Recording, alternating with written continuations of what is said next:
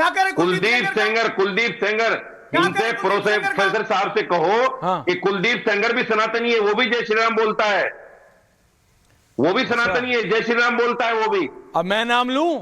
उसने भी मैं नाम लूं? पांचों उंगलियां बराबर नहीं होती हैं, पांचों उंगलियां बराबर नहीं होती हैं।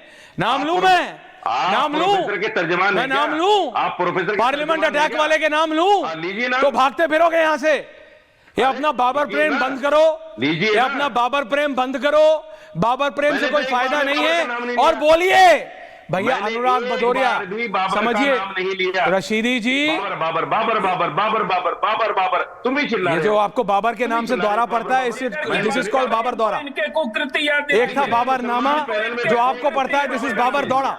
बड़ा मेरी बात सुनिए, जो आज अनुराग भदौरिया ने कहा, शायद मुझे याद आ रहा है पिछले 9 साल में पहली बार, in last 9 years for the first time I agree with this man. तुम तस्वीर पढ़ रहे हो।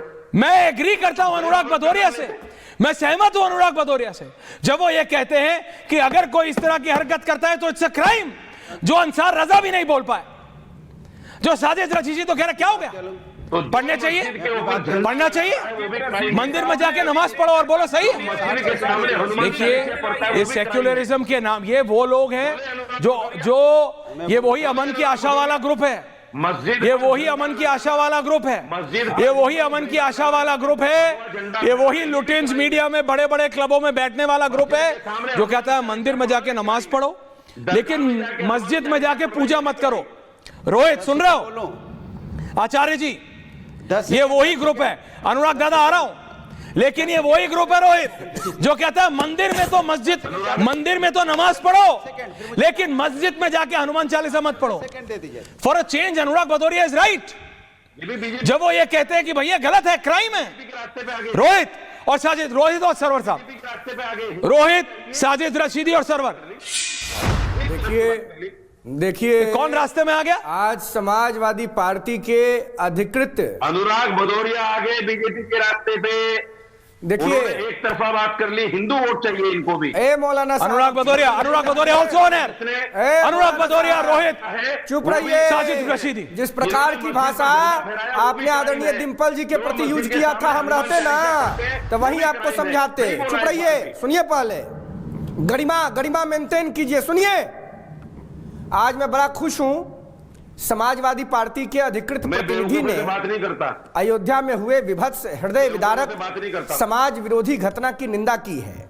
मैं समाजवादी पार्टी के सदर, उत्तर प्रदेश के भूतपूर्व मुख्यमंत्री आदरणीय अखिलेश यादव जी से यह अपेक्षा करता हूं, देश और उत्तर प्रदेश की सम्मानित जनता के मनोभाव को समझते हुए, कि बाबर के परपोता के पोता के बेटा औरंगजेब के मजार पर अब आदरणीय अखिलेश यादव जी के नेतृत्व में चल के डीजे बजना चाहिए, तब जाकर के अयोध्या में जो ये महापाप हुआ है उसका हिसाब किताब पूरा होगा।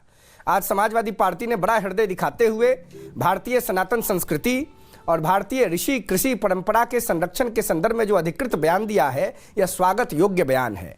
मैं आदरणीय अखिलेश यादव जी से अपील करता हूँ, पूछता है भारत वो जरूर देखते हैं, आपके नेतृत्व में उत्तर प्रदेश से नौजवानों को, किसानों को, बुजुर्गों को, माताओं को और हर वर्ग के लोगों को चलना चाहिए, जिसमें मौलाना साहब भी रहेंगे।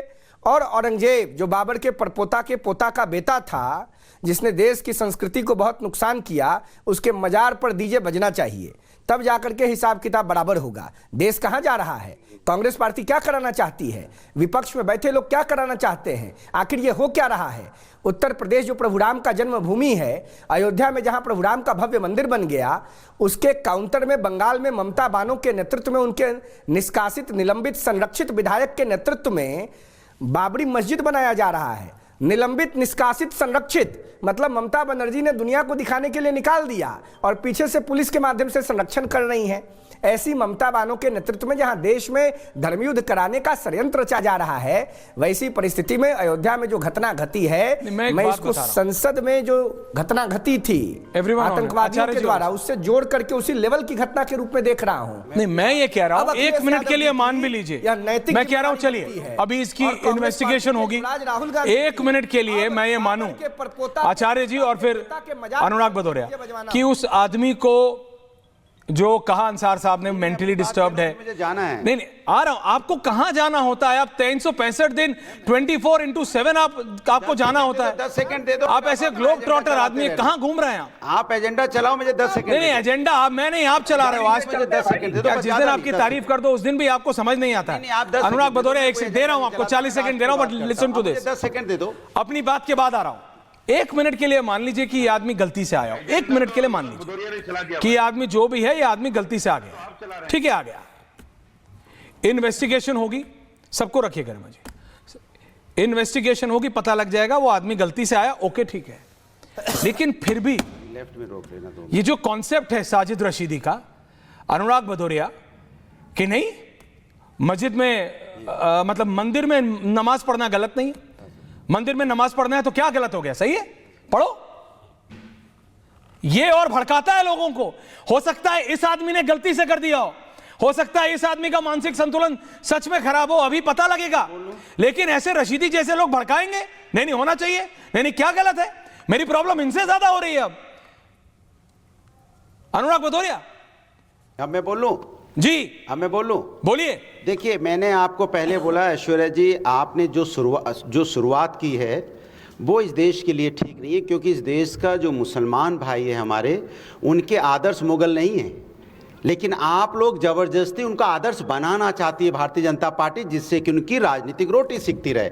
वो चिल्ला चिल्ला के कहते हैं कि बाबर उनके आदर्श नहीं है, मुगल उनके आदर्श नहीं है, उनके आदर्श हिंदुस्तानी हैं। उनका आदर्श और उनकी देशभक्ति देश के प्रति है, राष्ट्र के प्रति है। इस आर्मी में, फौज में मुस्लिम भाई भी हैं, हिंदू भाई भी हैं, सिख ईसाई सभी लोग फौज में हैं, जो सरहद पे अपनी जान देते हैं देश की रक्षा के लिए। इसके बारे में चर्चा क्यों नहीं होती? क्या इस देश की फौज में मुस्लिम भाई नहीं है?